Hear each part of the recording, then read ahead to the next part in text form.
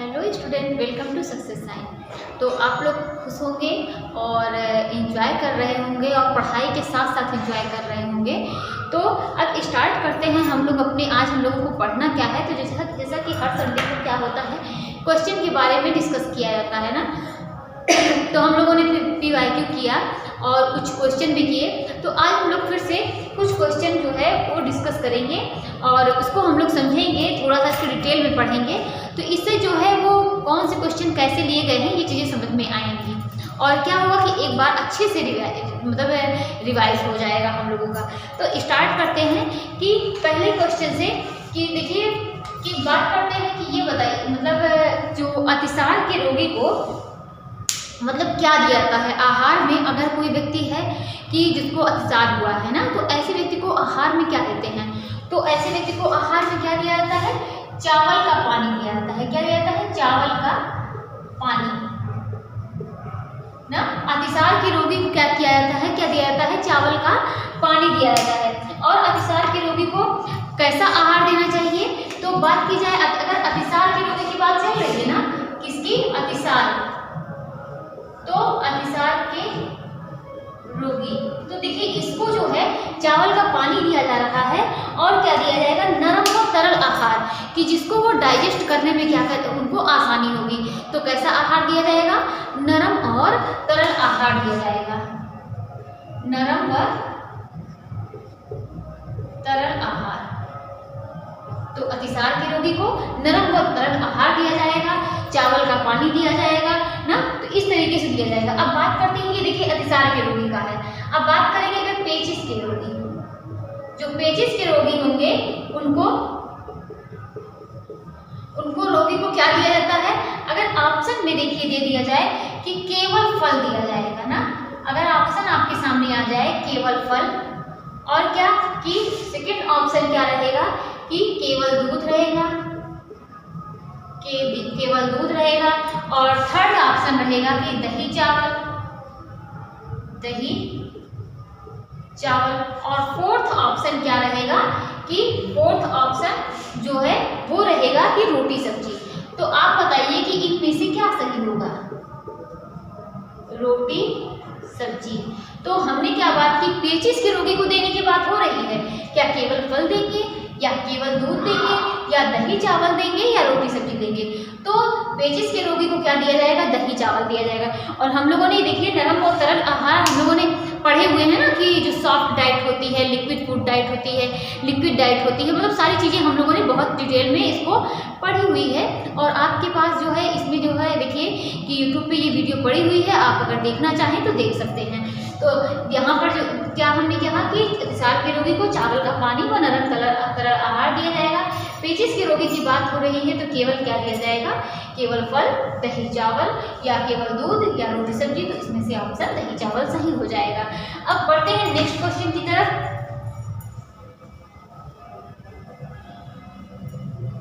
तो जो दूसरा क्वेश्चन है क्या है कि संतुलित आहार में सुरक्षात्मक पोषक तत्व हैं। संतुलित आहार में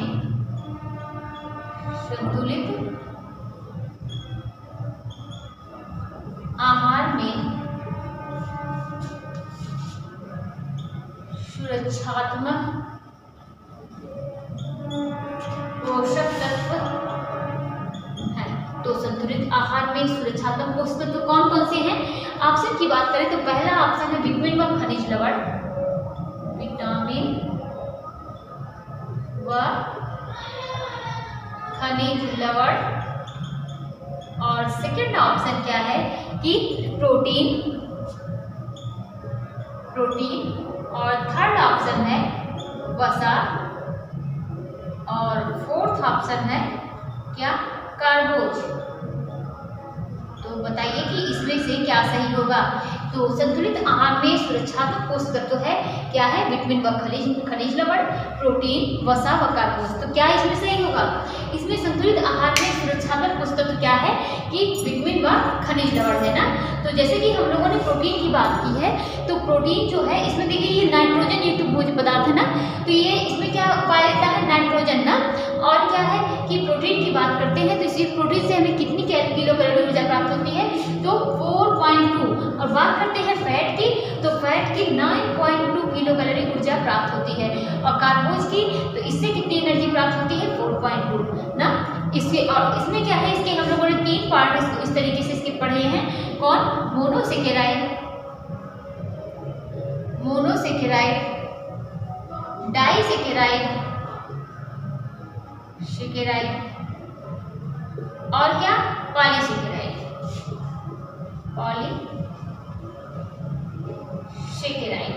ना। तो हम लोगों ने इसको बहुत अच्छे से डिटेल में पढ़ा हुआ है। अब हम लोग स्टार्ट करते हैं नेक्स्ट क्वेश्चन की तरफ आगे बढ़ते हैं कि ये क्या है कि हम लोगों ने इसको देखा। अब नेक्स्ट क्वेश्चन है कि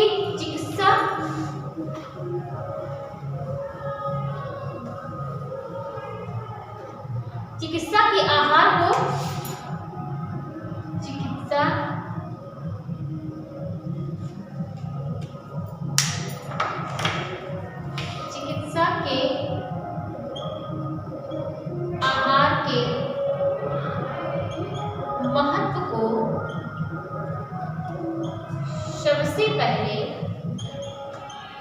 के आहार के महत्व को सबसे पहले विश्व प्रसिद्ध लाने का काम किसने किया? विश्व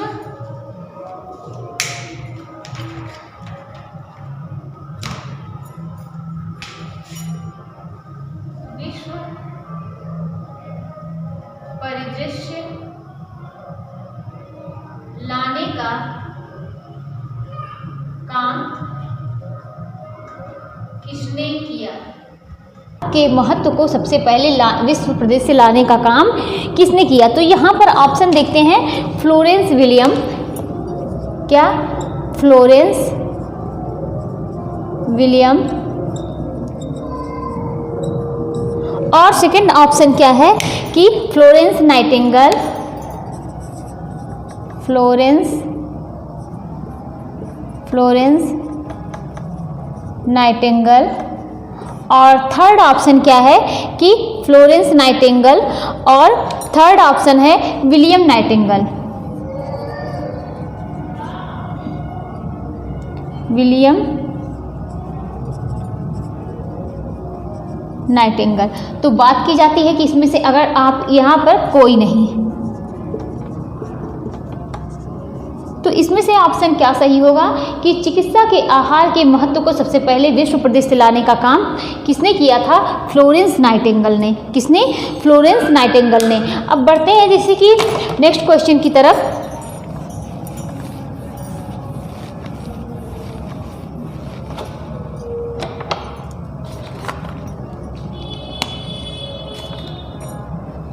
अब ये देखिए कि इसमें देखते हैं कि निम्नलिखित में से कौन से उच्च कार्बोज युक्त पदार्थ हैं? निम्नलिखित में से कौन से उच्च कार्बोज युक्त पदार्थ हैं? तो निम्नलिखित में से कौन से उच्च कार्बोज युक्त पदार्थ हैं? तो यहाँ पर देखिए मक्खन, घी, मक्खन और घी। सेकेंड ऑप्शन क्या दिया जाए कि पनीर, चॉकलेट, पनीर, चॉकलेट ना, मक्खन, घी, पनीर, चॉकलेट, मांस, मछली, अंडा, मांस, मछली, अंडा, और फोर्थ ऑप्शन क्या है कि मलाई, आइसक्रीम, आलू के चिप्स, मलाई, आइसक्रीम, आलू के चिप्स।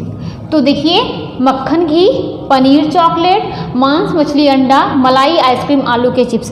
तो देखिए इसमें जो है सबसे ज़्यादा, देखिए इसमें मांस, मछली, अंडा ना, इन तीनों में क्या पाया जाता है? ये प्रोटीन रिच है।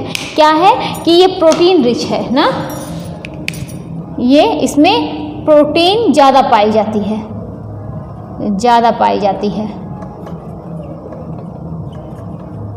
ना। तो देखिए यहाँ पर पनीर भी नहीं हो सकता, मक्खन घी ये तो ठीक है ना। और इसमें देखिए मलाई, इसमें क्या है, फैट है ना, मक्खन घी। और मलाई, आइसक्रीम, आलू के चिप्स निम्नलिखित में से उच्च कार्बोज युक्त पदार्थ हैं, तो कौन सा सही होगा। यहाँ पर देखिए कि इसमें से देखिए कौन कौन सा ऑप्शन सही हो सकता है। ये देखिए इस तरीके से कि मक्खन घी हो गया, और पनीर चॉकलेट हो गया, मांस मछली अंडा हो गया, और क्या कि मलाई आइसक्रीम आलू के चिप्स। तो देखिए यहाँ पर ये मलाई आइसक्रीम आलू के चिप्स हो गए ना। तो हमने क्या कहा कि मांस मछली अंडा जो हो गया ये प्रोटीन है, प्रोटीन रिच है। और बात करते हैं पनीर चॉकलेट की, तो ये भी पाया जाता है इसमें भी, मक्खन घी इसमें भी पाया जाता है। तो पहला दूसरा चौथा ऑप्शन सही हो जाएगा। अब आप लोगों ने समझा कि मतलब इसमें क्या है, निम्नलिखित में से कौन से उच्च कार्बोज युक्त पदार्थ हैं। तो मक्खन घी में भी कार्बोज की मात्रा ज़्यादा है, पनीर चॉकलेट में भी कार्बोज की मात्रा ज़्यादा है, मलाई आइसक्रीम आलू के चिप्स में भी है, लेकिन मांस मछली अंडा ये तीनों क्या हैं, प्रोटीन रिच हैं। जैसे कि हम लोगों ने अंडे के पार्ट को बहुत अच्छे से पढ़ा है कि इसमें कौन सी प्रोटीन पाई जाती है, कैसे कैसे इसका पूरा संरचना को हम लोगों ने बना के पढ़ा था ना। तो इसमें क्या है, ये प्रोटीन इसमें ज़्यादा पाया जाता है। तो इसमें ऑप्शन कौन सही होगा, पहला, दूसरा और चौथा ऑप्शन सही हो जाएगा। अब देखते हैं कि आहारीय चिकित्सा के सिद्धांत के अंतर्गत आते हैं।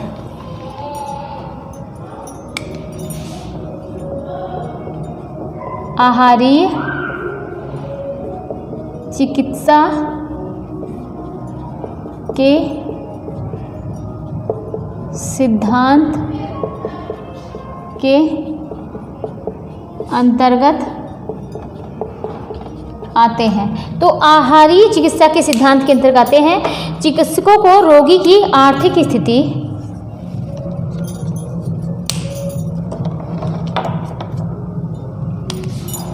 चिकित्सकों को रोगी की आर्थिक स्थिति को जानना ना, चिकित्सकों को रोगी की आर्थिक स्थिति को जानना। और सेकंड क्या है कि रोगी के विषय में इलाज पूर्व, रोगी के विषय में इलाज पूर्व, रोगी के विषय में इलाज पूर्व सारी स्थिति का पता लगाना।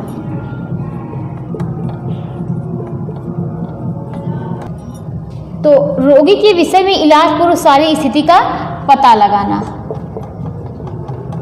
लगाना। और बात करते हैं कि थर्ड ऑप्शन की तरफ क्या है कि रोगी की मनोवैज्ञानिक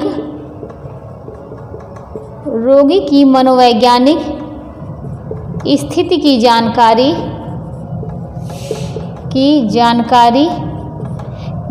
भी प्राप्त कर लेनी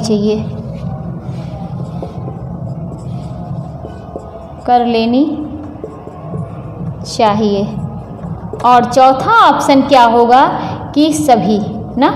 अब देखिए एक एक को समझते हैं। इसमें क्या है कि आहारीय चिकित्सा मतलब जो चिकित्सा में जो आहारीय चिकित्सा के सिद्धांत होते हैं उसके अंतर्गत क्या आते हैं, मतलब चिकित्सक डाइट होती है, मतलब हॉस्पिटल डाइट, और उसके सिद्धांत क्या होते हैं। चिकित्सकों को रोगी की आर्थिक स्थिति को जानना मतलब जब भी आप मतलब जो हॉस्पिटल में मतलब डॉक्टर जो डाइट देते हैं तो पहले क्या करते हैं, पहले उनकी किस चीज़ को, उनकी आर्थिक स्थिति को, अभी मतलब बहुत इस तरीके से कोई डाइट लिख दी जाए कि जो वो रेगुलर मतलब वो प्रोवाइड ना कर पाए, वो ना ले पाए ना। तो चिकित्सकों को रोगी की आर्थिक स्थिति को जानना और रोगी के विषय में इलाज पूर्व सारी स्थिति का पता लगाना कि जब उसका इलाज कर रहे हैं तो उसके पहले की सारी स्थिति का पता लगाना। रोगी की मनोवैज्ञानिक स्थिति की जानकारी भी प्राप्त कर लेनी चाहिए। उसके बाद सभी, तो यहाँ पर ये चारों ऑप्शन क्या होंगे, सही हो जाएंगे। अब बढ़ते हैं नेक्स्ट क्वेश्चन की तरफ कि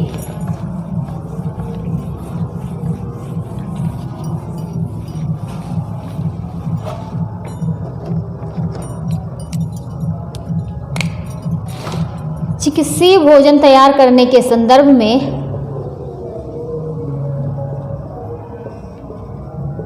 भोजन तैयार करने के संदर्भ में चिकित्सीय भोजन तैयार करने के संदर्भ में विशेषज्ञों को निम्न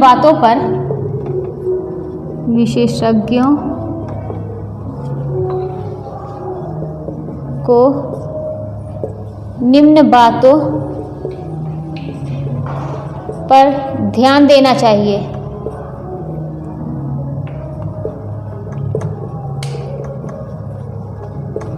ना अब आगे देखते हैं कि रोगी की आर्थिक स्थिति, किन किन बातों पर। देखिए वही क्वेश्चन जो अभी हम लोगों ने पहले किया, वही कुछ घुमा के क्वेश्चन है।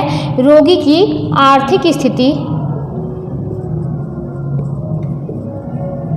रोगी की आर्थिक स्थिति और क्या, उसकी धार्मिक सामाजिक स्थिति, उसकी धार्मिक सामाजिक स्थिति। और थर्ड ऑप्शन क्या है कि रोगी शाकाहारी है या मांसाहारी। रोगी शाकाहारी है या मांसाहारी। और चौथा ऑप्शन क्या है कि सभी।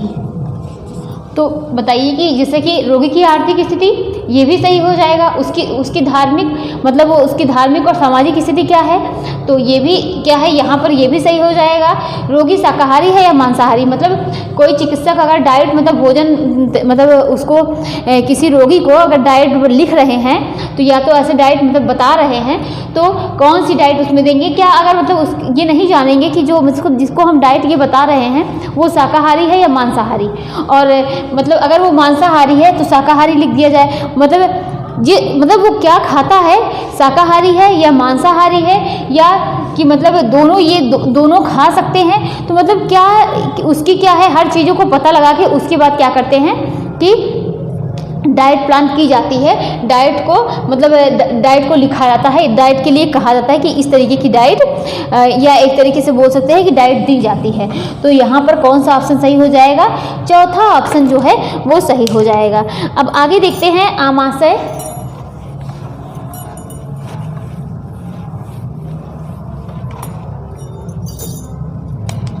आमाशय तथा उसके निचले भाग, आमाशय तथा उसके निचले भाग में जुड़े आंत के भाग,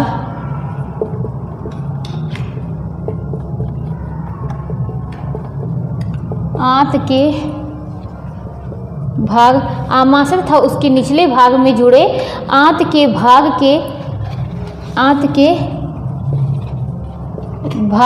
क्या, ड्यूडेनम में होने वाले रोगों को सामूहिक रूप से कहते हैं।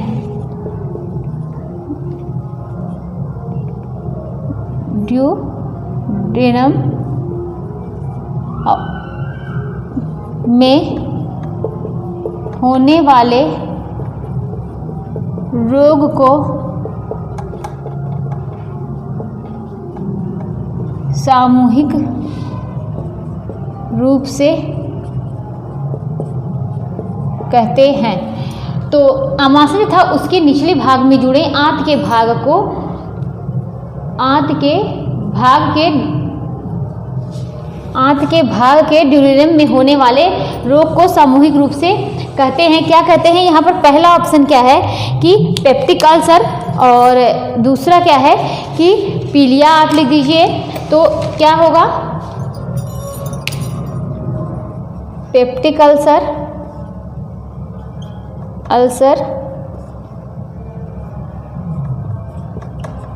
पीलिया, ये सेकंड है। थर्ड है डायबिटीज, और फोर्थ है कोई नहीं। तो आमाशय था उसके निचले भाग में जुड़े आंत के भाग के ड्यूडेनम में होने वाले रोग को सामूहिक रूप से क्या कहते हैं, क्या बोलेंगे, पेप्टिक अल्सर बोलेंगे। तो यहाँ पर ये जो पहला ऑप्शन होगा वो सही हो जाएगा ना। तो यहाँ पर ये पेप्टिक अल्सर जो है वो सही हो जाएगा। अब नेक्स्ट क्वेश्चन देखते हैं।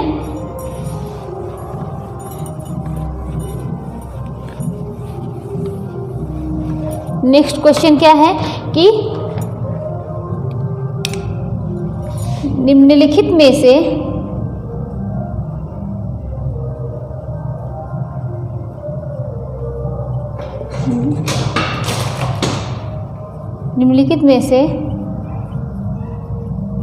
किसका योगदान क्या आहार चिकित्सा में सर्वाधिक होता है।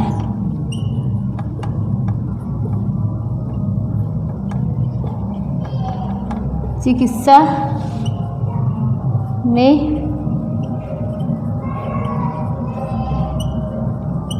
सर्वाधिक होता है। तो आहार चिकित्सा में इसमें क्या है, डाइटिशियन,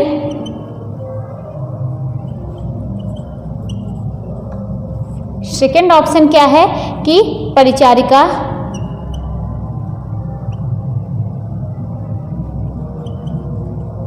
थर्ड है डॉक्टर और फोर्थ है गृहस्वामी। तो इसमें निम्नलिखित में से किसका योगदान, किसकी बात की जा रही है, आहार चिकित्सा की ना, किसकी बात की जा रही है, आहार चिकित्सा की में सर्वाधिक योगदान, सर्वाधिक किसका मतलब आहार चिकित्सा में सर्वाधिक होता है ना। तो किसका योगदान सर्वाधिक होता है, तो यहाँ पर पहला ऑप्शन जो है वो सही हो जाएगा, डाइटिशियन का। किसका, डाइटिशियन का। देखिए नेक्स्ट क्वेश्चन अब देखते हैं।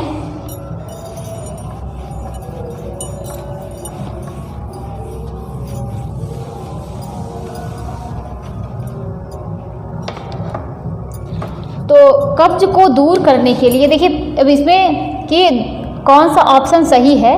तो पहला देखिए ये देखते हैं कि कब्ज को दूर करने के लिए, कब्ज को दूर करने के लिए आहार में रेशे की मात्रा बढ़ा देते हैं।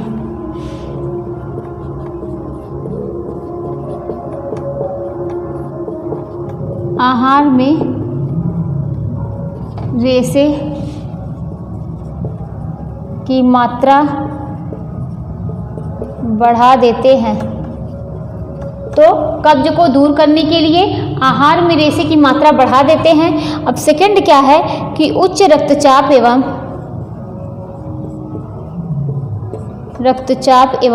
हृदय के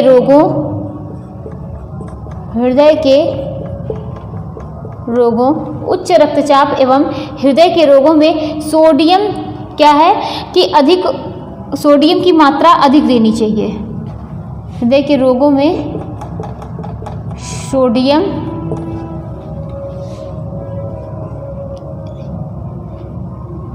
की मात्रा अधिक देनी चाहिए, अधिक कर देनी चाहिए।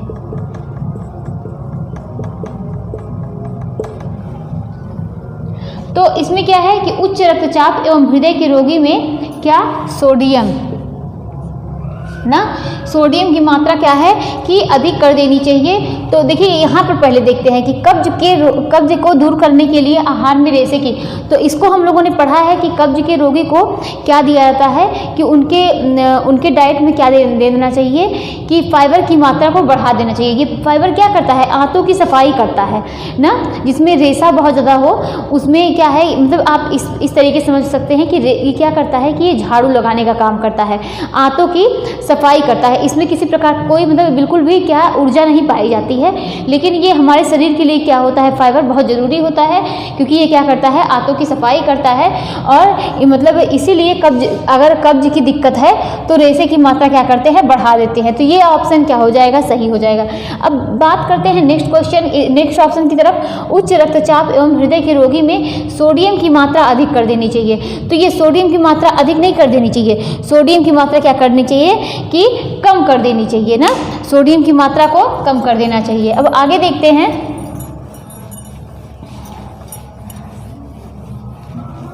नेक्स्ट क्वेश्चन देखते हैं कि द्रव आहार व्यक्ति को तब दिया जाता है, द्रव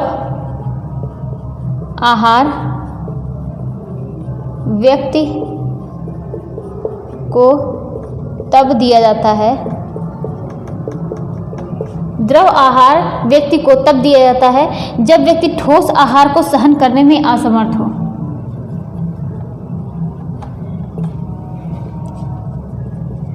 व्यक्ति ठोस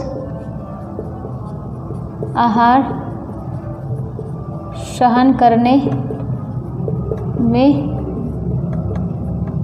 असमर्थ हो ना, ये पहला है। और दूसरा क्या है कि यह आहार पोषणीय, यह आहार पोषणीय और क्या कि दृष्टि से पूरी तरह पर्याप्त होता है।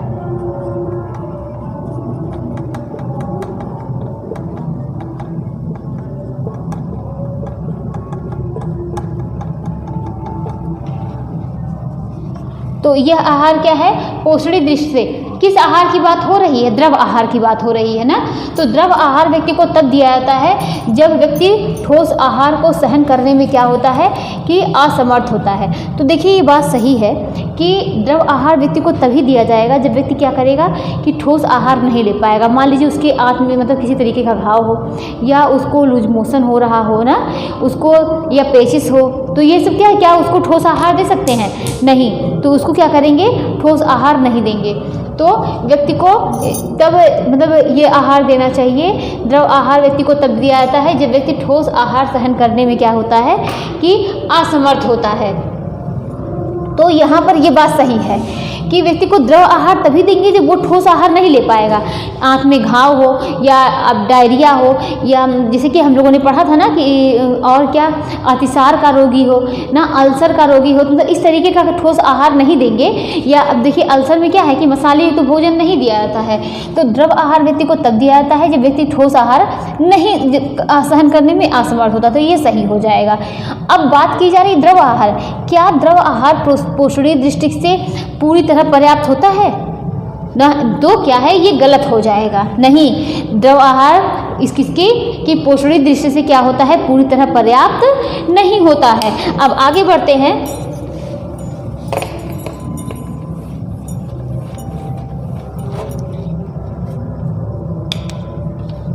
व्यक्ति को अपने आहार में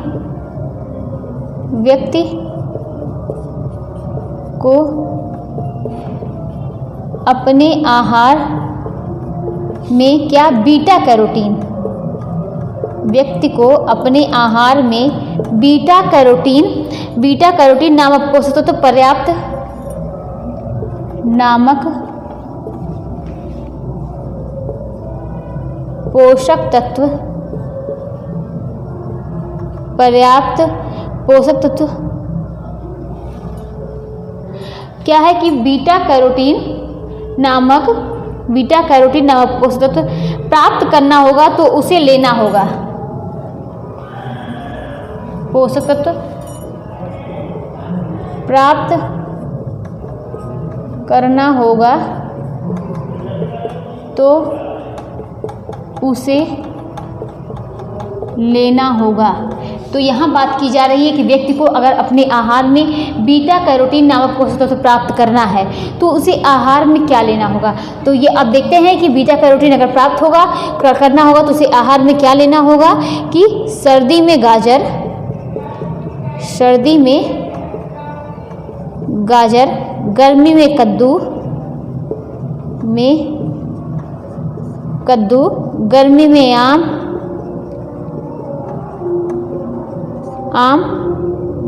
और दैनिक भोजन में आटा। दैनिक भोजन में आटा ना।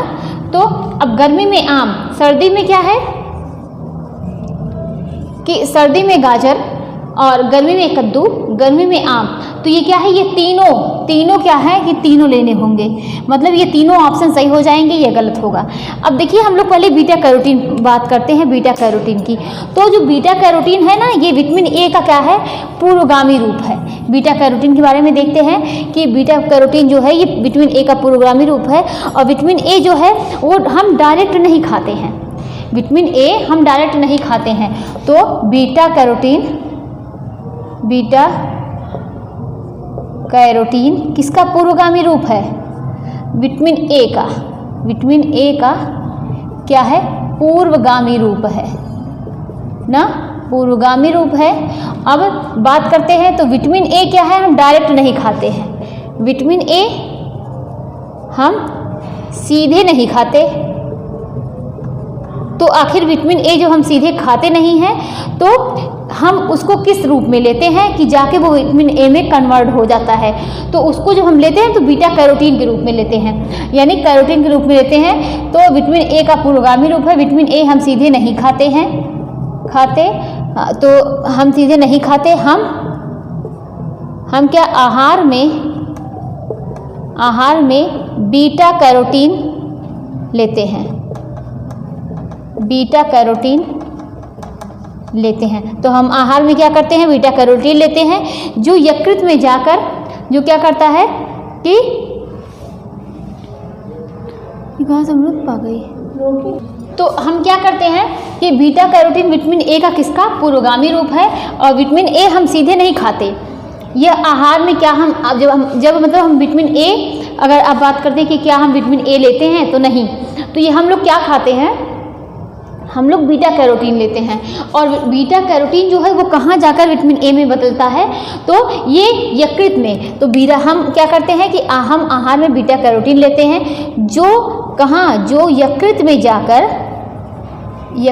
जाकर किसमें, बीटा कैरोटीन में बदल जाता है, बीटा कैरोटीन में बदल जाता है। तो क्या बीटा कैरोटीन में बदल जाता है, जो क्या करते हैं कि बीटा कैरोटीन हम जो यकृत में जाकर विटामिन ए में बदल जाता है, विटामिन ए में बदल जाता है ना, विटामिन ए में बदल जाता है। विटामिन ए को क्या प्रोविटामिन कहते हैं, विटामिन ए को क्या बोलते हैं,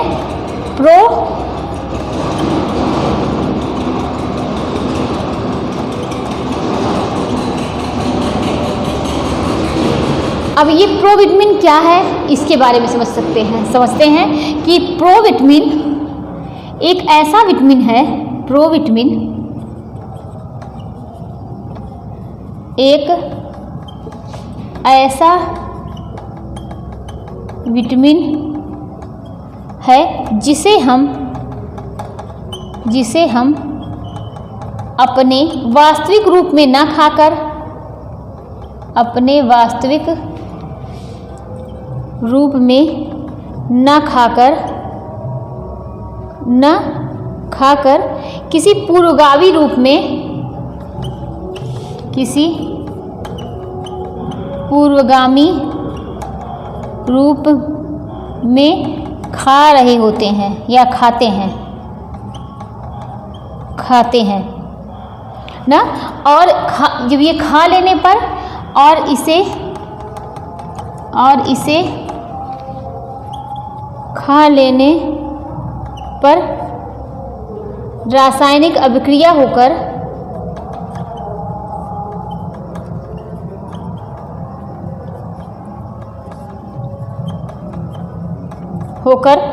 क्या अपने वास्तविक रूप में बदल जाता है,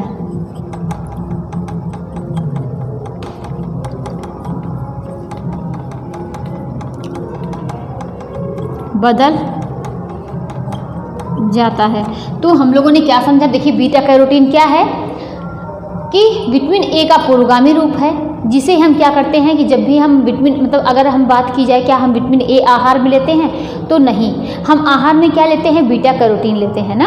तो बीटा कैरोटीन विटामिन ए का पूर्वगामी रूप है और हम आहार में क्या लेते हैं, विटामिन ए नहीं लेते, बीटा कैरोटीन लेते हैं। और यही बीटा कैरोटीन जो है, क्या हम बीटा कैरोटीन मतलब इसे सीधे नहीं लेते, यही बीटा कैरोटीन ये हमारे यकृत में जाकर किस में बदलता है, विटामिन ए में बदलता है। तो देखिए ये भी क्वेश्चन बन सकता है, बीटा कैरोटीन किस जगह पर जाकर विटामिन ए में बदल जाता है, तो किस में बदलता है, ये यकृत में जाकर विटामिन ए में बदल जाता है। तो देखिए कि हमने लिखा है कि बीटा कैरोटीन लेते हैं जो यकृत में जाकर विटामिन ए में बदल जाता है। अब विटामिन ए जो है इसे प्रोविटामिन कहते हैं। क्यों कहते हैं, प्रोविटामिन आखिर है क्या, तो प्रोविटामिन ये है कि प्रोविटामिन एक ऐसा विटामिन है जिसे हम अपने वास्तविक रूप में नहीं खाते। अब क्या हम विटामिन ए हम खा रहे हैं डायरेक्ट, विटामिन ए नहीं खाते ना, हम क्या खाते हैं, बीटा कैरोटीन। तो वही यहाँ पर लिखा हुआ है जिसे हम वास्तविक रूप में ना खाकर किसी पूर्वगामी रूप में खाते हैं। तो पूर्वगामी रूप क्या है, बीटा कैरोटीन है, इसे पूर्वगामी रूप में खाते हैं और इसे खा लेने पर रासायनिक अभिक्रिया होकर ये अपने वास्तविक रूप में बदल जाती है। अब देखिए यहाँ पर कितने क्वेश्चन बन सकते हैं कि बीटा कैरोटीन जो है इसका ये किसका पूर्वगामी रूप है, तो ये विटामिन ए का पूर्वगामी रूप है। अब बीटा कैरोटीन किस जगह पर जाकर किस में बदल जाता है, विटामिन ए में बदलता है, तो यकृत में बदल जाता है। अगर पूछ लिया जाए कौन सा विटामिन प्रोविटामिन है, तो विटामिन ए क्या है, प्रोविटामिन है ना। अब प्रोविटामिन होता क्या है कि जिसे हम अपने वास्तविक रूप में ना खाकर किसी पूर्वगामी रूप में खाते हैं और इस पर रासायनिक अभिक्रिया होकर ये क्या करता है कि अपने वास्तविक रूप में बदल जाता है ना। तो ये क्या है, ये हम लोगों ने समझा। अच्छा हम देखते हैं कि जैसे इसमें हम लोगों ने बीटा कैरोटीन को समझा, अब यहीं पर देखते हैं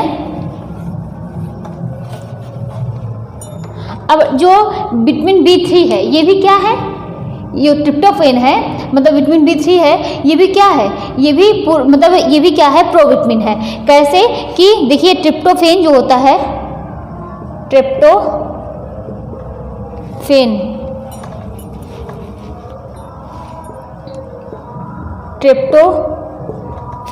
इसे क्या होता है, ट्रिप्टोफैन से क्या बनता है, ये नियासिन। अब नियासिन किसका रासायनिक नाम है, तो विटामिन B3 का, किसका, विटामिन B3 का ना। और अगर बात की जाए तो यहीं पर देखिए विटामिन B1 का क्या है, B1 का राइबोफ्लेविन रासायनिक नाम, राइबोफ्लेविन और विटामिन B का ये थायमीन ना, थायमीन, और विटामिन B3 का नियासिन। तो देखिए सबका रासायनिक नाम जो है वो याद होना चाहिए, B का थायमीन, विटामिन B2 का राइबोफ्लेविन, विटामिन B3 का नियासिन। और अब देखते हैं कि ट्रिप्टोफैन से क्या होता है कि नियासिन बनना जब हम ट्रिप्टोफैन लेते हैं तो ये क्या किस में बदलता है, नियासिन बदलता है। ये नियासिन जो है, नियासिन क्या है, ये भी प्रोविटामिन है, प्रोविटामिन। तो मतलब हम डायरेक्ट नियासिन नहीं लेते ना, हम क्या लेते हैं, ट्रिप्टोफैन। जैसे कि हम बीटा कैरोटीन ले रहे थे ना, और वो जाकर किस में बदल रहा था, विटामिन ए में, यकृत में ना। तो ये ट्रिप्टोफैन हम जब लेते हैं ये जाकर किस में बदलता है, नियासिन में। तो नियासिन क्या हुआ, ये एक प्रोविटामिन है। जैसे कि जब विटामिन ए जो है ये प्रोविटामिन था, ये भी क्या है, नियासिन भी एक प्रोविटामिन है। तो ये हम लोगों ने समझा कि प्रोविटामिन होती क्या है और बीटा कैरोटीन क्या है ना, और ये कहाँ जाकर विटामिन ए में कन्वर्ट होता है। तो सारी चीज़ें हम लोगों ने समझी। अब हम और देखते हैं, अगर बात की जाए तो बीटा कैरोटीन किस में पाया जाता है, तो जो पीली चीज़ें होती हैं ना, जो येलो कलर की चीज़ें खाने वाली चीज़ें होती हैं उसमें बीटा कैरोटीन पाया जाता है ना। जैसे कि कद्दू हो गया, आम हो गया ना, तो इन सब में क्या है, इसमें बीटा कैरोटीन पाया जाएगा। देखिए हमने ऑप्शन में क्या लिखा था, गाजर, कद्दू, आम, तो इसमें क्या है, सब में बीटा कैरोटीन पाया जाएगा। जितनी भी येलो कलर की चीज़ें होंगी सब में क्या पाया जाता है कि बीटा कैरोटीन पाया जाता है। तो ये तीनों, ये हम लोगों ने क्या लिया, बीटा कैरोटीन लिया, यकृत में जाकर विटामिन ए में बदला ना, यकृत में जाकर विटामिन ए में बदला। अब हम आगे देखते हैं, मोटे व्यक्ति के आहार आयोजन।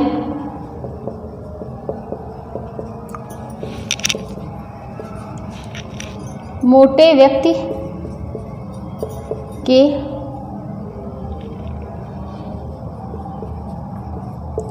आहार आयोजन, मोटे व्यक्ति के आहार आयोजन में लाभकारी तत्व होते हैं। कारी तत्व होते हैं। तो मोटे व्यक्ति के आहार आयोजन में लाभकारी तत्व कौन कौन से होते हैं? तो यहाँ पर पहला है कि दही और हरी सब्जियाँ, दही और हरी सब्जियाँ, और क्या है कि चुकंदर, फूल गोभी, पत्ता गोभी, खीरा, चुकंदर, फूल गोभी, पत्ता गोभी, और क्या है खीरा, गाजर, मूली, टमाटर, पालक, लौकी, और क्या है कि चौथा ऑप्शन है सभी। तो देखिए दही मतलब एक मोटे व्यक्ति को ऐसा आहार देना है कि जिसमें फैट नहीं हो ना, जो फैट ना हो, कार्बोहाइड्रेट जो है वो बहुत ज़्यादा मात्रा में ना हो। तो देखिए दही हो गई, हरी सब्जियां हो गई, तो ये भी सही है। चुकंदर, फूल गोभी, पत्ता गोभी, खीरा, ये सब देखिए इसमें वाटर जो है बहुत ज़्यादा होता है, तो ये भी चीज़ें क्या हैं बिल्कुल सही हैं। गाजर, मूली, ये सब में क्या है फाइबर भी पाया जाता है ना, तो इसमें अभी हम लोगों ने पढ़ा इसमें बीटा कैरोटीन पाया जाता है। तो गाजर, मूली, टमाटर, पालक, लौकी, ये सब चीज़ें ये भी सही हैं, और ये सभी, तो यहाँ पर ये चारों ऑप्शन क्या होंगे सही हो जाएंगे। एक मोटे व्यक्ति के आहार आयोजन में लाभकारी तत्व होते हैं, ये चारों ऑप्शन सही हो जाएंगे। अच्छा, एक स्वस्थ व्यक्ति का अभी हम लोगों ने पढ़ा था,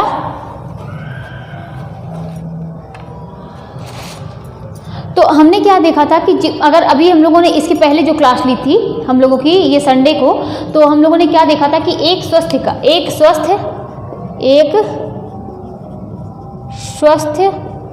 व्यक्ति का बीएमआई ना, बीएमआई जो है ये ओवरवेट का मतलब उसके हिसाब से ओवरवेट का परसेंटेज,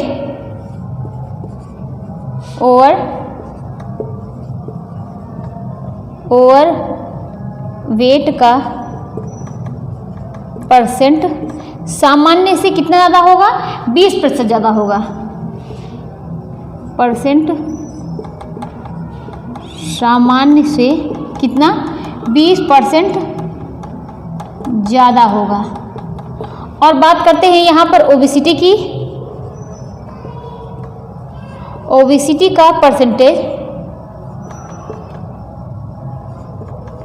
ये सामान्य से 30% ज़्यादा होगा ना। इसको हम लोगों ने इसके पिछले वाले क्लास में बहुत अच्छे से समझा था कि ये सामान्य से 20% ज़्यादा होगा तो क्या है ओवरवेट है, मतलब भार जो है वो ज़्यादा हो रहा है। और बात करते हैं अगर 30% ज़्यादा हो गया तो यानी वो मोटापे से ग्रसित हो गया है। तो ये हम लोगों ने इसको अच्छे से इसके पिछले वाली क्लास में हम लोगों ने जो संडे को क्लास हुई थी उसमें हम लोगों ने समझा है, और जब BMI का चैप्टर पढ़ा है तो भी हम लोगों ने समझा था। अब आगे देखते हैं, उच्च रक्तचाप के कारक हैं, उच्च रक्तचाप के कारक हैं। तो उच्च रक्तचाप के कारक क्या हैं? मानसिक दबाव, पहला ऑप्शन हो गया मानसिक दबाव। दूसरा क्या है? मोटापा एवं वंशानुगत, मोटापा एवं वंशानुगत। तीसरा ऑप्शन है आर्थिक संपन्नता, आर्थिक संपन्नता। चौथा ऑप्शन है नशे वाली वस्तुओं और एल्कोहल का प्रयोग, नशे वाली वस्तुओं और एल्कोहल का प्रयोग। तो इसमें क्या है कि उच्च रक्तचाप जो इसके कारक क्या है, उच्च रक्तचाप के कारक पूछा है, ये नहीं पूछा कि क्या कौन से कारक नहीं हैं। उच्च रक्तचाप के कारक क्या हैं? मानसिक दबाव, ये भी सही है। मोटापा एवं वंशानुगत, ये भी सही है। और आर्थिक संपन्नता, तो ये गलत है। नशे वाली वस्तुओं और एल्कोहल का प्रयोग, तो ये भी सही हो जाएगा। तो यहाँ पर कौन कौन सा सही है? पहला, दूसरा और चौथा, ये चारों ऑप्शन सही हैं ना। अगर पूछ लिया जाए कि उच्च रक्तचाप के कारक नहीं हैं तो ये ऑप्शन सही हो जाएगा ना। लेकिन पूछा क्या है? उच्च रक्तचाप के कारक हैं, तो कौन सा? पहला, दूसरा और चौथा ऑप्शन सही हो जाएगा। अब बढ़ते हैं नेक्स्ट क्वेश्चन की तरफ।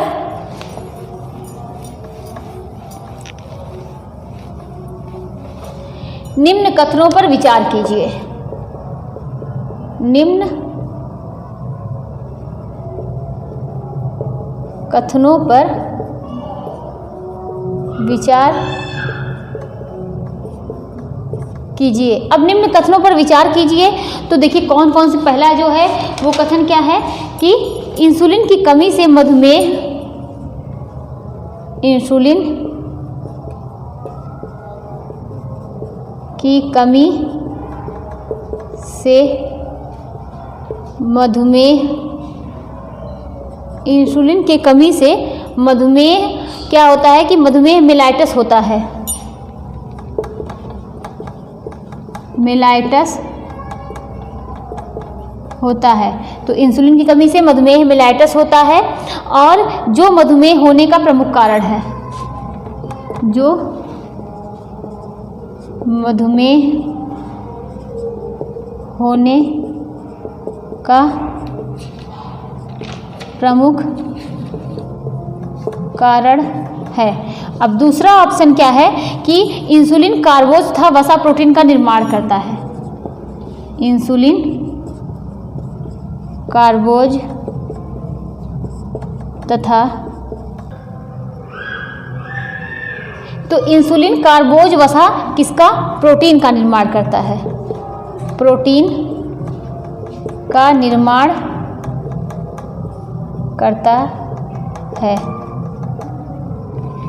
अब अगर बात की जाए कि ये इंसुलिन है क्या, पहले इस पे विचार करते हैं। तो इंसुलिन क्या है कि इंसुलिन जो है, इंसुलिन क्या है कि इंसुलिन पेनक्रियाज के लैंगरहैंस की द्वीपिकाओं के बीटा सेल से निकलता है। कहाँ? कि इंसुलिन पेनक्रियाज के लैंगरहैंस की द्वीपिकाओं के बीटा सेल से इसका मतलब ये निकलता है। तो इंसुलिन कहाँ? पेनक्रियाज के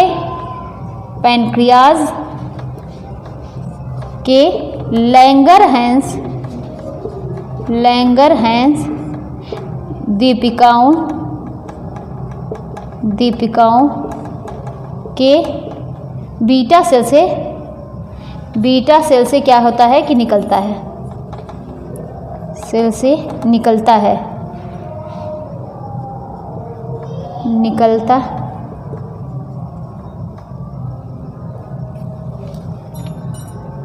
अगर यही इंसुलिन जो है ना, यही इंसुलिन किसी कारणवश क्या है कि इंसुलिन कम बन रहा है ना। अगर किसी कारणवश क्या हो रहा है कि इंसुलिन कम बन रहा है, या कोई दिक्कत हो गई हो, कम बन रहा है ना, तो वो क्या करेगा कि तो ग्लूकोज कोशिकाओं तक, ये जो मतलब इंसुलिन क्या करता है, तो ये कोशिकाओं तक ना पहुंचकर, जो ग्लूकोज को पहुंचाता है, तो ये कोशिकाओं तक ना पहुंचकर क्या करता है कि वो ब्लड में ही घूमता रहता है। और जब ब्लड में ही घूमता है तो क्या हो जाता है, इसी को सब लोग कहते हैं कि उसके ब्लड में शुगर लेवल जो है वो हाई हो गया है ना। तो अगर ये समझा जाए कि इंसुलिन कहाँ से निकलता है, इंसुलिन जो है वो लैंगरहैंस के पेनक्रियाज के लैंगरहैंस के दीपिकाओं के बीटा सेल से निकलता है। अगर किसी कारणवश इंसुलिन का स्राव जो है वो कम हो रहा हो ना, तो कम हो रहा हो, अगर किसी कारणवश अगर इंसुलिन कम बन रहा है तो क्या होगा, कम बन रहा है तो ग्लूकोज कोशिकाओं तक ना पहुंचकर, कहाँ? ब्लड, ग्लूकोज कोशिकाओं तक ना पहुंचकर ब्लड में ही घूमता रहेगा। कोशिकाओं तक ना पहुंचकर कहाँ घूमेगा? ब्लड में घूमेगा, घूमेगा ना, और क्या होगा कि ब्लड में ही घूमेगा, तो इससे क्या होगा, शुगर लेवल हाई हो जाएगा। अगर इंसुलिन ज़्यादा बन रहा है तो भी, अगर कम बन रहा है, देखिए इंसुलिन के ज़्यादा और कम बनने पर दोनों में क्या होती है कि दिक्कतें आती हैं। तो हमने क्या देखा कि इंसुलिन की कमी से मधुमेह मेलाइटस हो जाता है, जो मधुमेह होने का क्या होता है, प्रमुख कारण होता है। तो क्या ये ऑप्शन सही है? हाँ, ये ऑप्शन क्या है, बिल्कुल सही है कि इंसुलिन की कमी से मधुमेह मेलाइटस हो जाता है, जो मधुमेह होने का प्रमुख कारण होता है। और इंसुलिन जो है वो कार्बोज वसा प्रोटीन का निर्माण करता है। तो ये क्या करता है, यहाँ पर ये ऑप्शन क्या हो जाएगा, गलत हो जाएगा। अब बढ़ते हैं नेक्स्ट क्वेश्चन की तरफ कि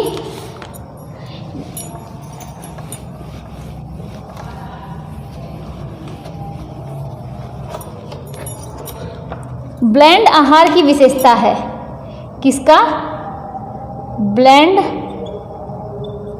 आहार की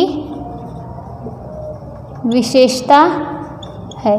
तो ब्लेंड आहार की विशेषता है कि ये रेशेदार नहीं होते, ये रेशेदार नहीं होते। तो ब्लेंड आहार की विशेषता क्या है कि ये रेशेदार नहीं होते। और क्या होता है, तो ब्लेंड आहार जो है ये रेशेदार नहीं होते हैं। और क्या कि क्या ये ऑप्शन सही है? और दूसरा है क्या कि ऐसे आहार अधिक सुगंधित होते हैं, अधिक सुगंधित होते हैं। तो ऐसे आहार क्या होते हैं, अधिक सुगंधित होते हैं, और इन्हें खाद्य सामग्री के रूप में बार बार लेना पड़ता है, और इन्हें खाद्य सामग्री के रूप में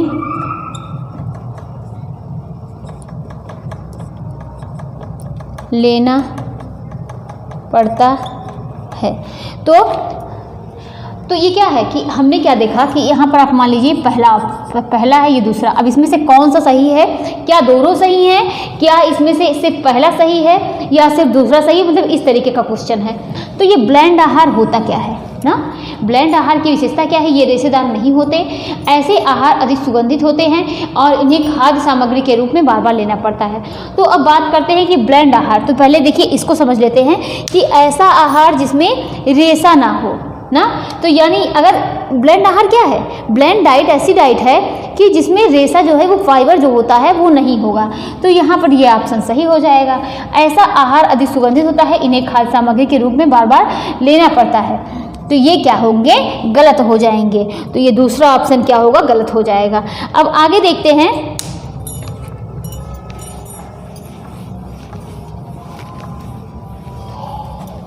कि आमाशय और आंत विकार के रोगियों, आमाशय और आंत विकार के रोगियों, आमाशय और आंत विकार के रोगियों अथवा शल्य क्रिया के बाद, अथवा शल्य क्रिया के बाद, आमाशय क्या है, आमाशय और आंत विकार के रोगियों अथवा शल्य क्रिया के बाद। तो शल्य क्रिया क्या है कि आंत विकार के रोगियों अथवा शल्य क्रिया, ये अगर बात की जाए ये शल्य क्रिया क्या है, यानी ऑपरेशन के बाद ना, ऑपरेशन को ही क्या बोलते हैं, शल्य क्रिया। तो आमाशय और आंत विकार के रोगियों अथवा शल्य क्रिया के बाद ना रोगियों को किस प्रकार का भोजन देना चाहिए,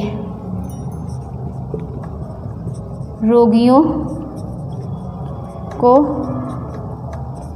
किस प्रकार का भोजन देना चाहिए। तो बात करते हैं, ये पहला ऑप्शन है तरल आहार, तरल आहार, कोमल आहार, कोमल आहार, और तीसरा है ठोस आहार, आहार, पूर्ण तरल आहार, तरल आहार। तो यहाँ पर कौन सा ऑप्शन सही होगा? मतलब आमाशय और जो आंत विकार के रोगी होते हैं उन्हें कौन सा मतलब और शल्य क्रिया यानी ऑपरेशन के बाद रोगियों को कैसा भोजन देना चाहिए? तो उन्हें ना कि तरल आहार बल्कि क्या देना चाहिए? कोमल आहार देना चाहिए, यानी सॉफ्ट डाइट देना चाहिए।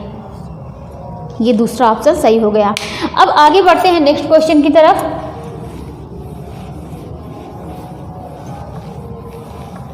तो नेक्स्ट क्वेश्चन क्या है?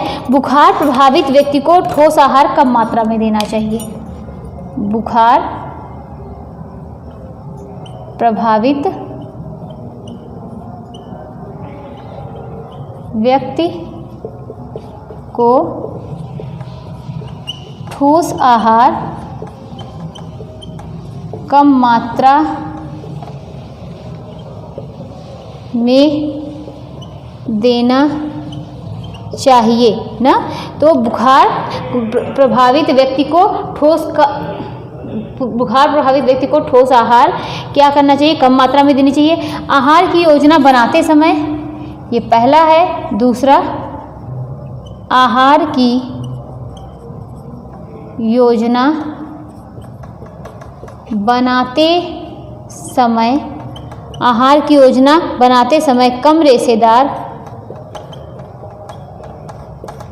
रेशेदार उच्च प्रोटीन और कैलोरी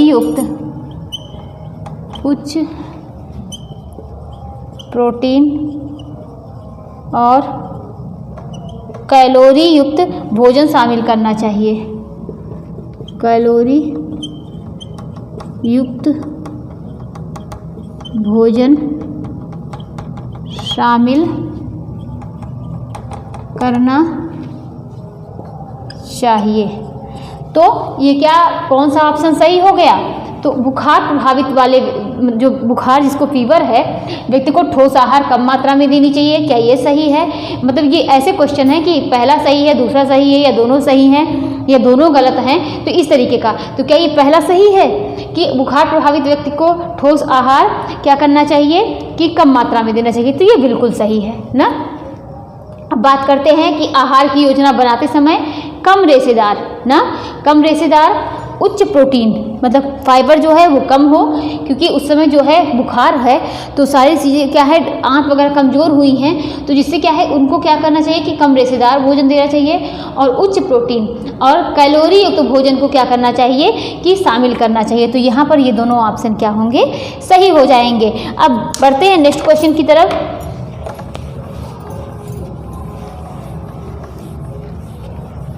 कि भली प्रकार से सजाकर परोसने से भली प्रकार से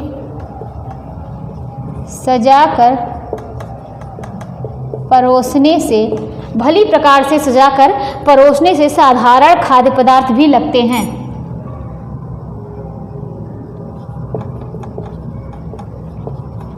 साधारण खाद्य पदार्थ भी लगते हैं। तो भली प्रकार से सजाकर परोसने से साधारण खाद्य पदार्थ भी क्या करते हैं कि लगते हैं। अधिक आकर्षक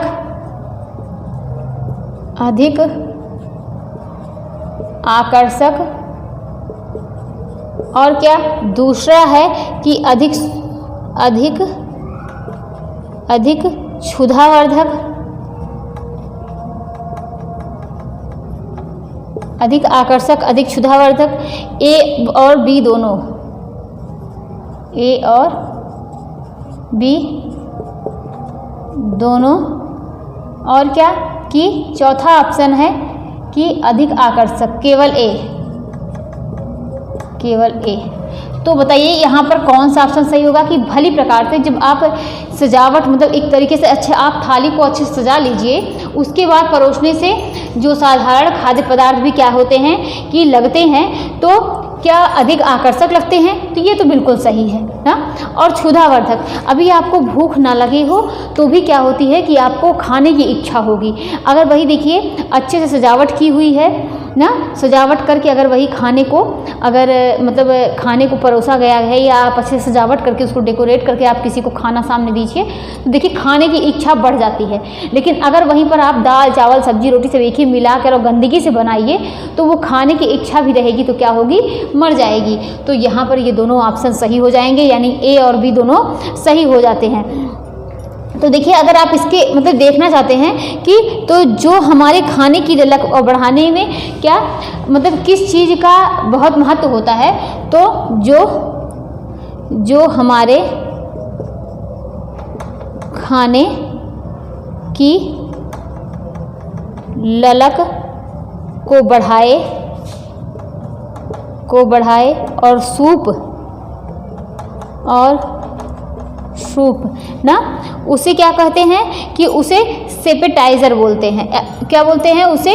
सूप, उसे एपेटाइज़र बोलते हैं, एपेटाइज़र। और इसको हम लोगों ने पढ़ा भी था कि एपेटाइज़र होता क्या है कि जब हम लोग देखिए रेस्टोरेंट होटल में खाने के लिए जाते हैं ना, तो जब थोड़ी देर बैठे रहते हैं तो वहाँ पर मतलब कुछ खाने के लिए कुछ चीज़ें आती हैं, मतलब कि आप उसको मतलब खाते रहिए। तो मतलब आप जो ऑर्डर किए हैं वो तो बाद में आएगा, लेकिन कुछ एपेटाइज़र के रूप में कुछ चीज़ें खाने के लिए आती हैं। वो क्या करता है कि वो हमारे खाने की ललक को बढ़ाता है, उसे क्या बोलते हैं? एपेटाइज़र बोलते हैं। और इसका एक नाम और है, एपेटाइज़र बोलते हैं। और क्या बोलते हैं? स्टार्टर भी कहते हैं। क्या कहते हैं? स्टार्टर भी कहते हैं। तो एपेटाइज़र क्या होता है, इसको हम लोगों ने समझा कि ये हमारे खाने की ललक को बढ़ाते हैं ना। और हम लोग जब आप कभी रेस्टोरेंट में जाइए तो देखिए कुछ चीज़ें खाने के लिए आती हैं, उसको सब लोग खाते रहते हैं, तो वो क्या करता है कि भूख की ललक को और बढ़ाता है, और उसे क्या बोलते हैं? एपेटाइज़र और स्टार्टर के नाम से जानते हैं। अब आगे देखते हैं कि पेट में छाले होने पर हमें, देखिए थोड़ा सा हम मतलब बहुत स्लो नहीं पढ़ाते हैं, तो मतलब इसमें क्या है कि किसी का कमेंट आया हुआ था कि मतलब आप जो है बहुत तेज़ मतलब जल्दी जल्दी पढ़ाती हैं। तो देखिए इसलिए क्योंकि क्वेश्चन जो है आप अगर स्लो करके पढ़ना चाहे तो कर सकते हैं, लेकिन अगर हम बहुत स्लो चलेंगे, समय जो है बहुत कम है, तो आपके पास जो है समय बहुत कम है, आप उसको स्लो करके आप स्पीड को कम करके पढ़ सकते हैं, आप स्पीड को बढ़ा के पढ़ सकते हैं। देखिए ये तो आपके ऊपर है ना। तो आपको पढ़ना जैसे है, अगर हम बहुत स्लो पढ़ाएंगे तो क्या है, समय बहुत ज़्यादा लगेगा ना, समय बहुत ज़्यादा लगेगा। तो इसीलिए हम सोचते हैं कि कितना ज़्यादा कम समय में कितना ज़्यादा से ज़्यादा, वरना हम भी ऐसे बोलते कि ठीक है इस तरीके से मतलब टाइम पास करते। तो टाइम पास करना तो है नहीं, समय टाइम बहुत कम है, जितने कम समय में जितने ज़्यादा क्वेश्चन कर लिए जाएँ, जितने ज़्यादा क्वेश्चन को और सिर्फ करा ही ना जाए, उस क्वेश्चन को समझा भी जाए कि ये ऑप्शन आया कैसे है ना, तो ये ज़्यादा मायने रखता है। तो अगर आप लोगों को लगे कि मतलब हमको और स्लो पढ़ाना चाहिए तो आप इसको बताइएगा, तो हम देखते हैं। तो अब स्टार्ट करते हैं कि नेक्स्ट क्वेश्चन देखते हैं। इसमें क्या है कि पेट में छाले यानी इसको क्या बोलते हैं? अल्सर।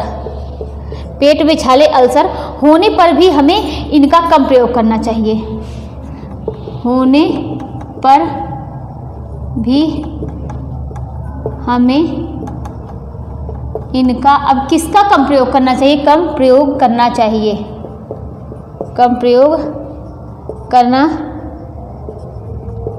चाहिए। जब पेट में छाले हैं या मतलब अल्सर मतलब जिसको बोलते हैं, तो होने पर हमें किसका कम प्रयोग करना चाहिए? पहला ऑप्शन है कि मिर्च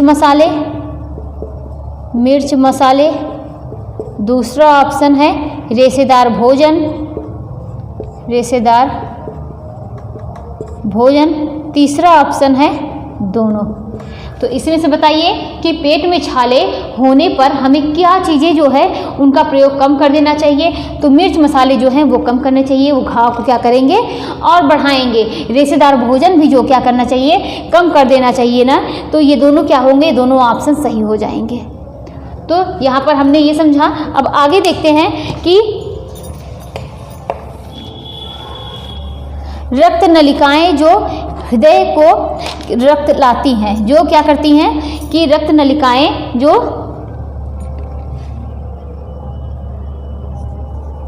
रक्त नलिकाएं जो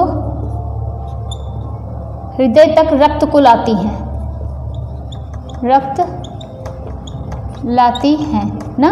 रक्त नलिकाएं जो हृदय को रक्त लाती हैं क्या कहलाती हैं? कहलाती हैं। तो ये क्या करती हैं कि क्या इसको बोलते हैं, इनको क्या बोलते हैं कि धमनी, सिरा। तो जो भी क्या इसको क्या बोलते हैं? सिराएं ना। देखिए हम लोगों ने दो चीज़ें पढ़ी है, एक धमनी और दूसरा क्या? सिरा।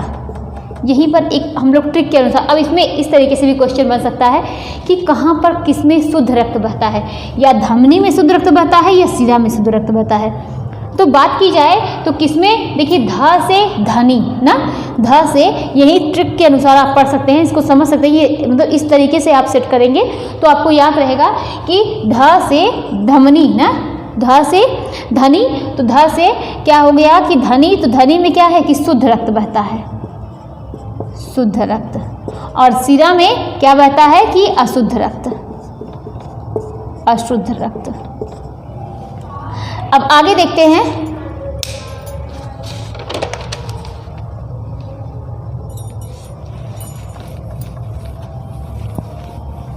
कि निम्न में सामान्यतः कौन सा संतुलित आहार के लिए आवश्यक नहीं है।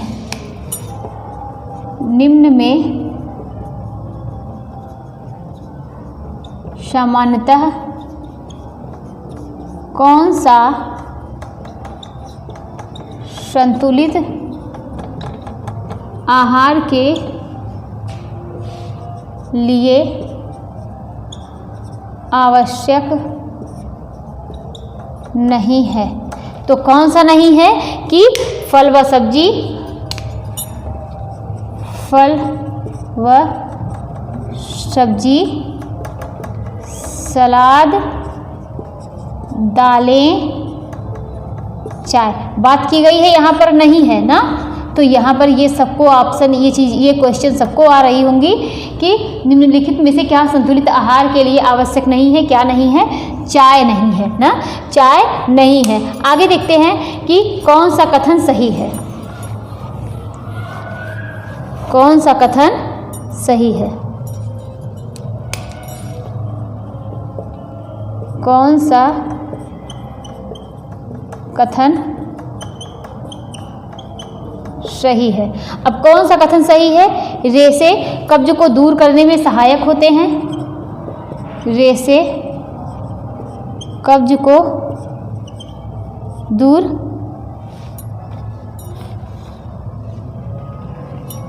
रेशे कब्ज को दूर करने में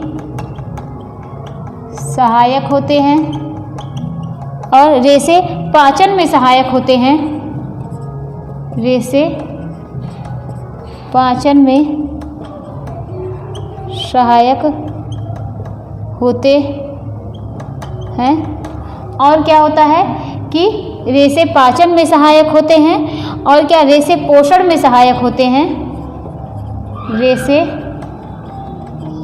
पोषण में सहायक होते हैं।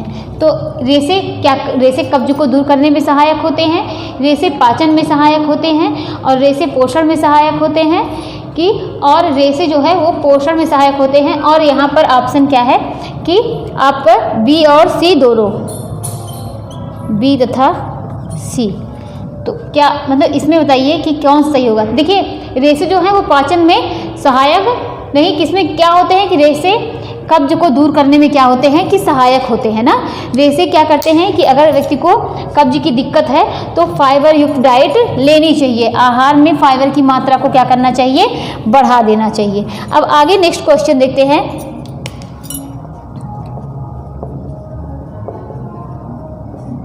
कार्बोज चयापचय पर इंसुलिन,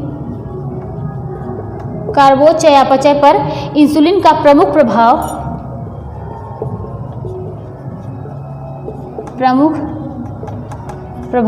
कार्बोज चयापचय पर इंसुलिन का प्रमुख प्रभाव विभिन्न ऊतकों द्वारा ग्लूकोज के प्रयोग को, विभिन्न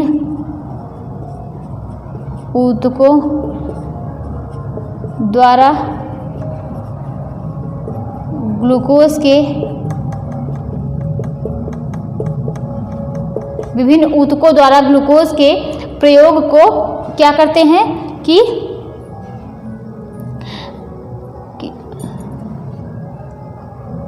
प्रयोग को घटाते हैं। कार्बोज चयापचय पर इंसुलिन का प्रभाव विभिन्न ऊतकों द्वारा ग्लूकोज के प्रयोग को ये घटाते हैं। अब आगे दूसरा क्या है कि इंसुलिन का सर्वाधिक महत्वपूर्ण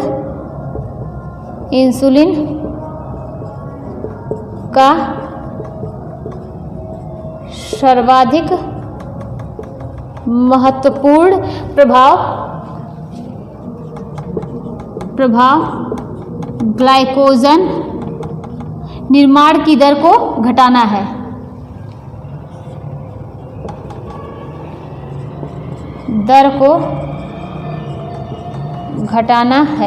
तो कार्बोज चयापचय पर इंसुलिन, अब इसमें दोनों में से क्या दोनों सही हैं या कौन सा सही है, ए सही है या दो सही, तो दूसरा। अब इसको देखते हैं। कार्बोज चयापचय यानी कार्बोज के पाचन पर इंसुलिन पर प्रमुख प्रभाव विभिन्न ऊतकों द्वारा ग्लूकोज के प्रयोग को क्या करते हैं कि प्रयोग को घटाना है या घटाते हैं। इंसुलिन का सर्वाधिक महत्वपूर्ण प्रभाव ग्लाइकोजन दर को घटाना है। तो देखिए ये गलत है ना, ऐसा कुछ भी नहीं है। और इंसुलिन का सर्वाधिक महत्वपूर्ण प्रभाव ग्लाइकोजन दर को घटाना है, तो ये भी गलत हो गया। इंसुलिन का प्रभाव ऐसा नहीं है कि महत्वपूर्ण प्रभाव ग्लाइकोजन की दर को घटाना है। अब आगे देखते हैं कि नेक्स्ट क्वेश्चन क्या है। कौन सा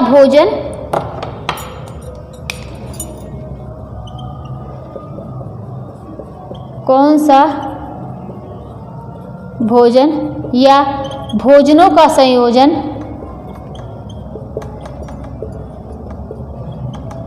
अच्छी गुणवत्ता का प्रोटीन उपलब्ध कराता है।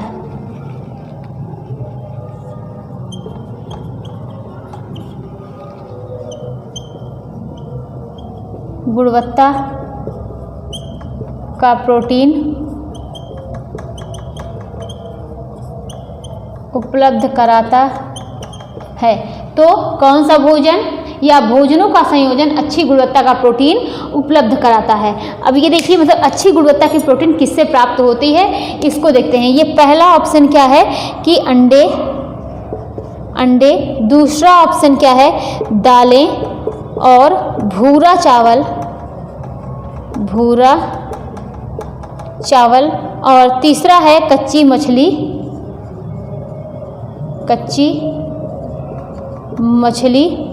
और मांस का टिक्का।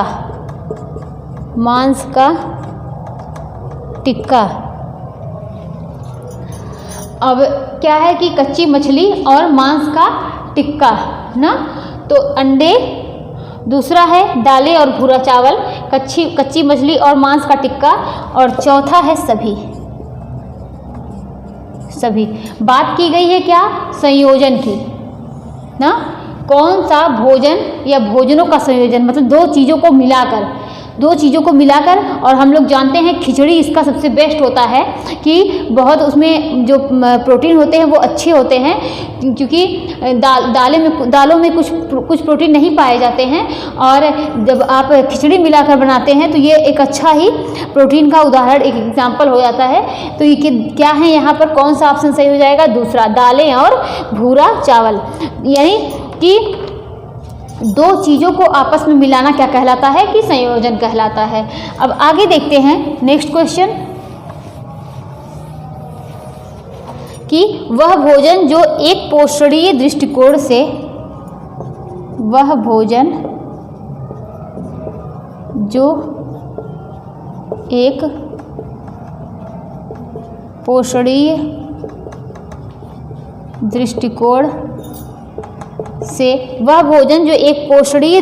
से पूर्णतः अपर्याप्त है।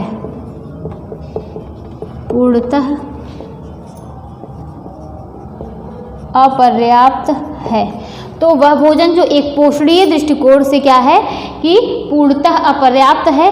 तो यहाँ पर ये पहला ऑप्शन है मृदु भोजन, मृदु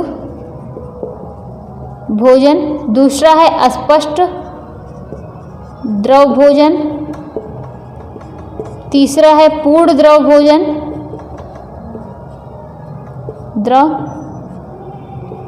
भोजन, चौथा है नियमित भोजन।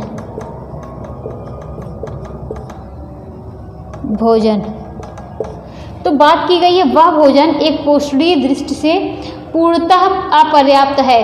कौन सा? यहाँ पर मृदु भोजन, तो ये गलत होगा। पूर्ण द्रव भोजन ये भी गलत होगा। नियमित भोजन और अस्पष्ट द्रव भोजन, तो यहाँ पर ये तीसरा ऑप्शन सही हो जाएगा। अस्पष्ट द्रव भोजन क्या होता है? पोषणीय दृष्टि से पूर्णतः अपर्याप्त होता है, ये पर्याप्त नहीं होते हैं। अब आगे देखते हैं नेक्स्ट क्वेश्चन की तरफ। कौन सा नेक्स्ट क्वेश्चन है कि शरीर में कार्य पर भोजन का अध्ययन के रूप में परिभाषित है। शरीर में कार्य पर भोजन का अध्ययन के रूप में परिभाषित है। तो शरीर में कार्य पर भोजन का अध्ययन के रूप में परिभाषित है। पहला है विज्ञान, पहला विज्ञान, दूसरा है खाद्य विज्ञान, तीसरा क्या है कि फिर चौथा है पोषण,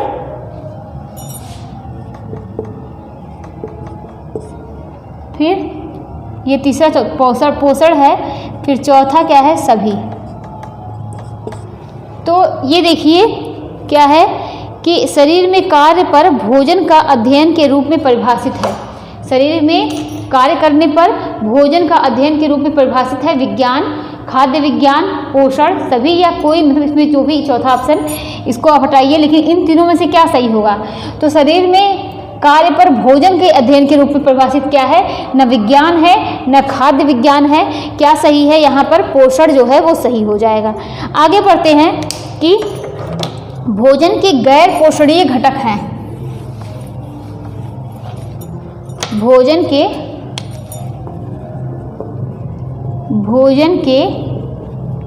गैर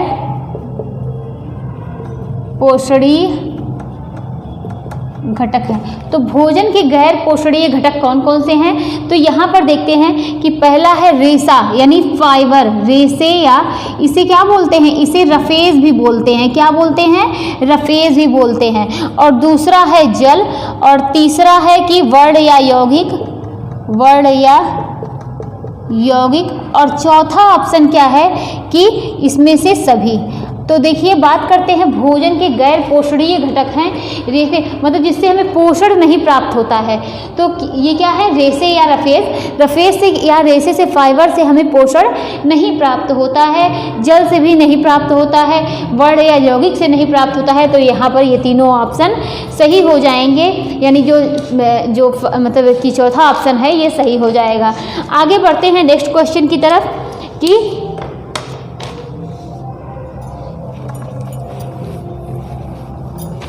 अब नेक्स्ट क्वेश्चन देखते हैं। टाइड जिल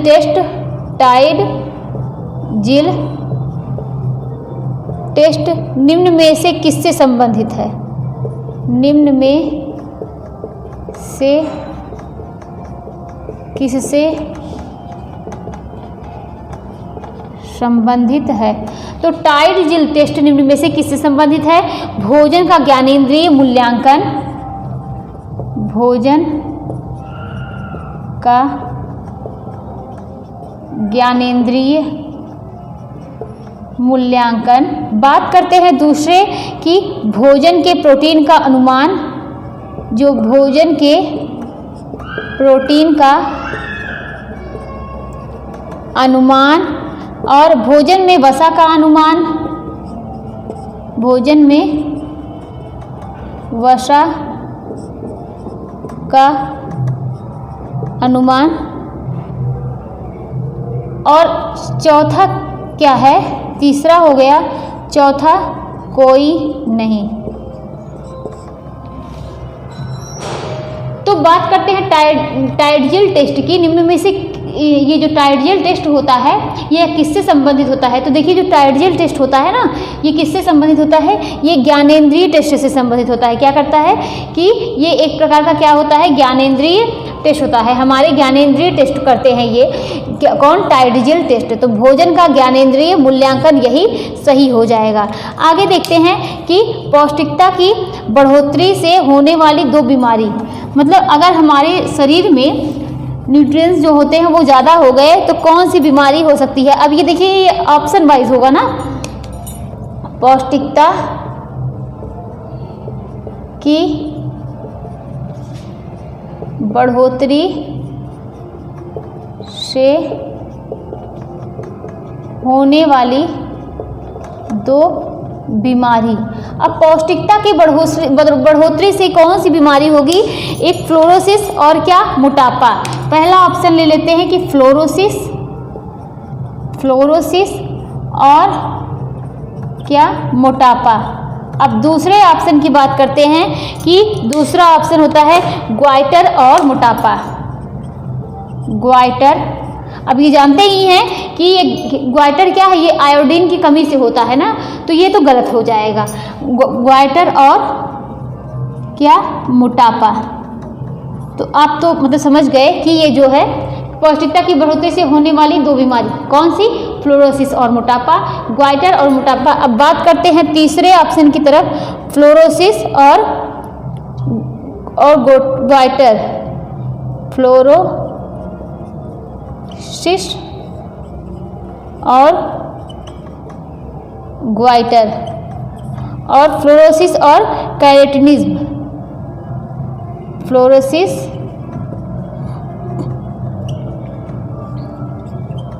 और कैरेटोनिज्म। तो अब ये बताइए चारों में से कौन सा ऑप्शन सही होगा? तो देखिए ये भी क्या है?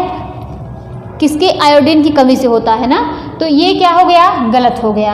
अब फ्लोरोसिस और ग्वाइटर ये भी क्या होगा? ये भी गलत हो जाएगा। और फ्लोरोसिस और कैरोटिनिज्म ये भी क्या होगा? ये देखिए विटामिन ए और फ्लोरोसिस क्या है? ये दोनों गलत हो जाएंगे। अब बात होता है फ्लोरोसिस और मोटापा, तो यहाँ पर ये जो है ये सही हो जाएगा। कौन सा ऑप्शन सही होगा? फ्लोरोसिस और मोटापा। अब बढ़ते हैं नेक्स्ट क्वेश्चन की तरफ।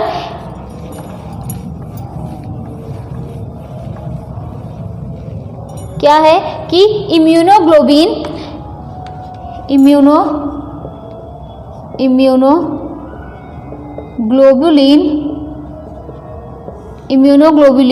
इनमें से किस नाम से भी जानी जाती है? इनमें से किस नाम से जानी जाती है? तो इम्यूनोग्लोबुलिन इनमें से किस नाम से जानी जाती है? प्रोटीन, किससे? प्रोटीन या लिपिड्स बोल लीजिए, लिपिड्स, या यहाँ पर तीसरा है कि एंटीबॉडीज, और चौथा ऑप्शन ले लीजिए कि एंटीजेंस।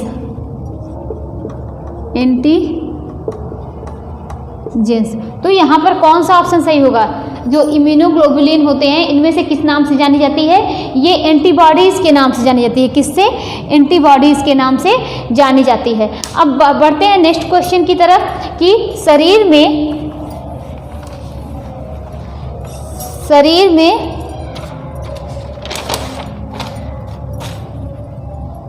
पोषक तत्वों की कमी व अधिकता से अभिप्राय है। शरीर में पोषक तत्वों की कमी व अधिकता से अभिप्राय है।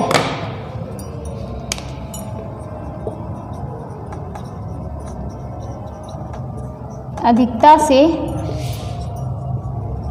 अभिप्राय है। तो शरीर में पोषक तत्वों की अधिकता से क्या अभिप्राय है? कमी व अधिकता से। अधिक पोषण, पहला क्या है? अधिक पोषण।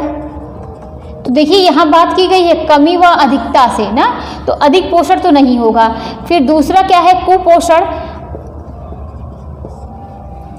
तीसरा क्या है न्यून पोषण, और चौथा क्या है बीमारी।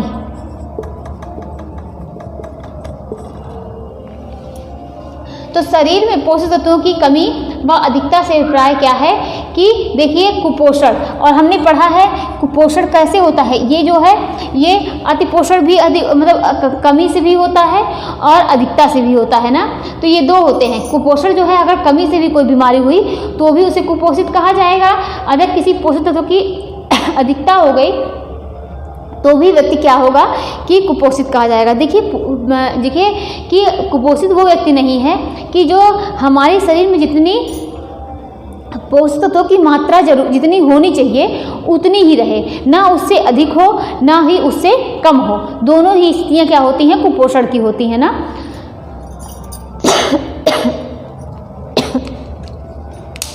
तो ये क्या था कि हम लोगों ने जो काफ़ी क्वेश्चन के ऊपर आज हम लोगों ने डिस्कशन किया और काफ़ी क्वेश्चन के हम लोगों ने समझा, तो आज के लिए जो है ये इतना ही था। अब हम लोग नेक्स्ट संडे को कुछ और भी क्वेश्चन जो है उस पर डिस्कशन करेंगे। तो थैंक यू।